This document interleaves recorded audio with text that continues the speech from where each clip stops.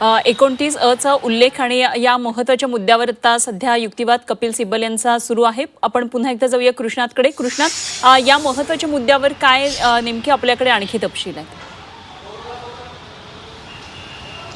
सध्याच्या घडीला कपिल सिब्बल यांच्याकडून जनता दल केसचा पुन्हा एकदा उल्लेख केला जात आहे आणि त्यासोबत दिल्ली हायकोर्टातील गोविंद यादव केसचा देखील संदर्भ दिला जात आहे की जे काही पक्षाच्या संदर्भातली जी काही माहिती आहे ती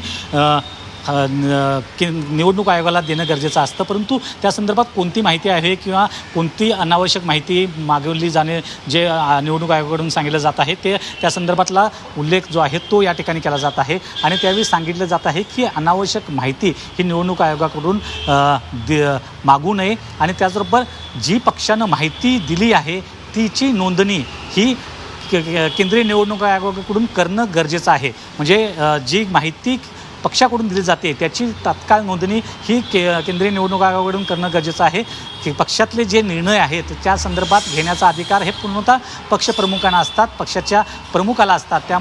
त्यामध्ये ढवळाढवळ करण्याचा प्रयत्न किंवा त्या संदर्भातली अधिक जी माहिती आहे ती सांगण्याचा प्रयत्न जो आहे तो या ठिकाणी केला जात नाही आहे किंवा करणं गरजेचं नाही आहे आणि पक्षातल्या लोकशाहीच्या संदर्भात काय काय करणं गरजेचं आहे आणि त्या संदर्भातली जे काही दाखले आहेत, समाजवादी पार्टीचे दाखले आहेत, जनता दल पक्षामधल्या फुटीच्या संदर्भातला दाखला आहे, आता तर दिल्ली हायकोर्टमधल्या गोविंद यादव केसचा जो दाखला आहे तो देखील कपिल सिब्बल यांच्याकडून दिला जात आहे। त्यामुळं ह्या गोष्टी ज्या आहेत, आता मनसेनं ज्या पद्धतीनं सांगितलं की पक्षाची नोंदणी जी आहे ती प्रशासकीय पातळीवर होते, न्यायिक पातळीवर होत नाही। हायकोर्ट देखील आदेश देऊ शकत नाही की या पक्षाची नोंदणी रद्द केली जावी, परंतु अशा प्रकारची पक्ष जर व्यवस्थितरित्या लोकशाहीनुसार चालत नसेल तर त्या संदर्भातली खुलासा जो आहे तो मागवू शकतं किंवा 29 अ नुसार पक्ष चालत नसेल तर त्या संदर्भात उल्लंघन होत असेल 29 अ अंतर्गत तर त्या संदर्भात नोटीस पाठवून खुलासा मागवू शकतं, परंतु थेटपणे अशा प्रकारची एखाद्या पक्षाला चिन्ह आणि पक्ष देणं हे चुकीचं आहे आणि ती चुकी जी आहे ती केंद्रीय निवडणूक आयोगाकडून केलेली आहे आणि त्याचबरोबर विधानसभा अध्यक्ष यांच्याकडून देखील अशा प्रकारची चूक झालेली असलेल्याचं त्यावेळी सांगितलेलं आहे आणि आत्तापर्यंतचा जर सुनावणीचा भाग पाहिला गेला तर अनुपमा नक्कीच आता आजच्या सत्रामधली ही शेवटच्या टप्प्याकडे सुनावणी होत असलेली पाहायला मिळते, कारण साधारणतः 4 वाजण्याच्या सुमारात ही सुनावणी संपून जाते आणि त्यानंतर पुढची सुनावणी जी आहे, कारण आता वाटत नाही की कपिल सिब्बल यांच्याकडून पुन्हा सुनावणीसाठी वेळ मागितला जाईल, कारण कालच त्यांनी स्पष्ट केलं होते की उद्या मी माझे युक्तिवाद जो आहे तो संपवणार आहे, त्यानंतर परत युक्तिवाद जो सुरू असणार आहे तो कदाचित पुढच्या आठवड्यामध्ये सुरू होईल, ज्यावेळी एकनाथ शिंदे यांच्या शिवसेनेकडून मुकुल रोहतगी जे ज्येष्ठ वकील आहेत, अगदी कायद्याचा कीस पाडणारे वकील म्हणून त्यांचे देखील नावलौकिक आहेत आणि या अगोदर देखील कायद्याच्या संदर्भातला आणि घटनेच्या संदर्भातला अर्थ लावण्याच्या संदर्भातल्या अनेक केसेस ज्या आहेत त्या मुकुल रोहतगी यांनी देखील लढलेले आहेत। त्यामुळे मुकुल रोहतगी देखील तितक्याच कपिल सिब्बल यांच्या इतकेच ताकदीचे वकील आहेत, त्यामुळं एकनाथ शिंदे गटाची बाजू देखील ते तितक्याच ताकदीनं मांडतील आणि त्या जे निवडणूक आयोगाचे वर आक्षेप घेतले गेले त्या संदर्भातले ते खोडून काढण्याचा प्रयत्न हा मुकुल रोहतगी यांच्याकडून केला जाईल। आता तरी कपिल सिब्बल यांच्याकडून जे मुद्दे मांडले जात आहेत ते केंद्रीय निवडणूक आयोग हे कशा पद्धतीनं चुकीचं आहे हे सांगण्याचा प्रयत्न हा केला जातो आहे आणि त्याचवेळी अधूनमधून कोर्ट देखील टिप्पणी करत आहे की ज्या घटनात्मक संस्था आहेत त्यांना कमी लेखायचा प्रयत्न करू नका, खास करून केंद्रीय निवडणूक आयोग जे आहे ते घटनात्मक संस्था आहे हे सांगण्याचा प्रयत्न करतो आहे आणि ते आपापल्या परीनं काम करत आहे हे सांगण्याचा प्रयत्न कोर्टाकडून होतो आहे, परंतु आयोगानं परस्पर कशा पद्धतीने निर्णय घेतलेला आहे हे वारंवार ठसवण्याचा प्रयत्न हा यांच्याकडून होताना पाहायला मिळतोय कपिल सिब्बल यांच्याकडून। त्यामुळे आत्ताची जी सुनावणी आहे त्यासाठी जे दिले जात असलेले जे दाखले आहेत ते प्रामुख्यानं पाहिले गेले तर वेगवेगळ्या राज्यांमधले दाखले हे कपिल सिब्बल यांच्याकडून दिले जात आहेत आणि त्याचबरोबर 29 अ जो काही आर्टिकल आहे ते अधिक विस्तृतपणे सांगण्याचा प्रयत्न हा कपिल सिब्बल यांच्याकडून होतोय।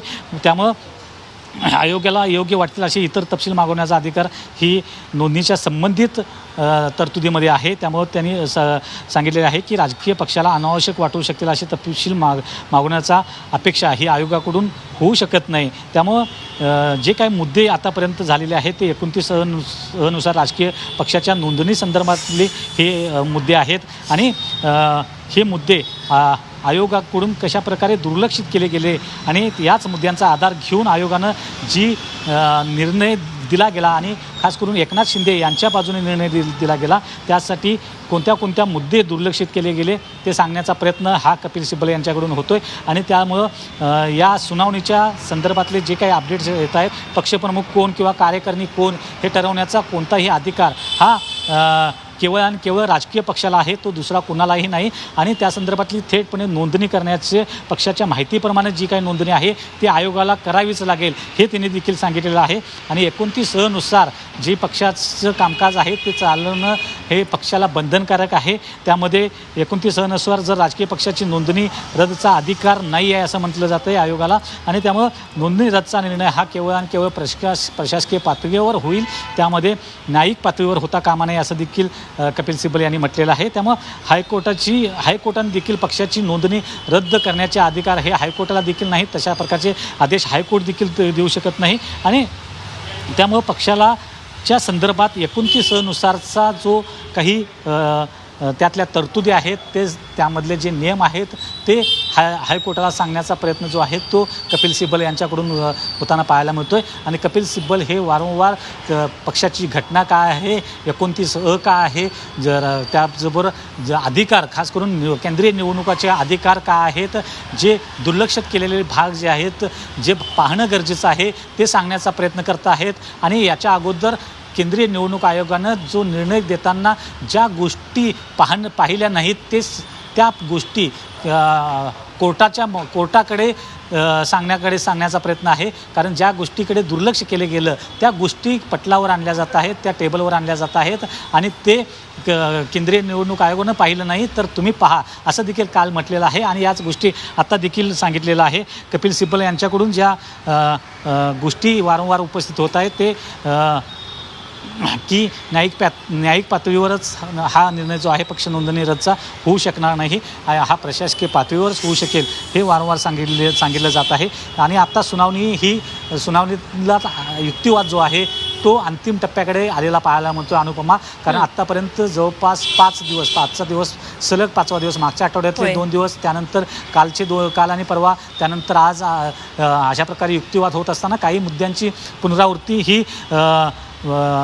कपिल सिब्बल यांच्याकडून पाहायला मिळते. पक्ष म्हणून आयोगाला काय कागदपत्र दिले ही कपिल सिब्बलांकडून आणि त्यामुळे निवडणूक आयोग कागदपत्र पडताळून पाहू शकतात. कपिल सिब्बल म्हणत आहेत की पक्ष म्हणून आयोगाला काय कागदपत्र दिली गेली याची माहिती हे कपिल सिब्बल यावेळी सांगताना पाहायला मिळत आहेत. आणि त्यामुळं निवडणूक आयोग ही कागदपत्र तपासू शकतं, त्या संदर्भातला आढावा घेऊ शकतं आणि त्यानुसार निवडणूक आयोगाला आपण पक्षाच्या वतीनं काय कागदपत्र दिली गेली, त्याचबरोबर पक्षात झालेले बदल जे आहेत ते निवडणूक आयोगाला कशाप्रकारे यापूर्वीच कळवले गेले होते. 2018ची घटना असेल किंवा इतर बहुमताच्या संदर्भातले निर्णय असतील, जे पुरावे असतील ते देखील दिले गेले. कपिल सिब्बल यांच्याकडून विविध दाखले जे आहेत ते या माध्यमातून वारंवार व्यक्त होताना पाहायला मिळत आहेत.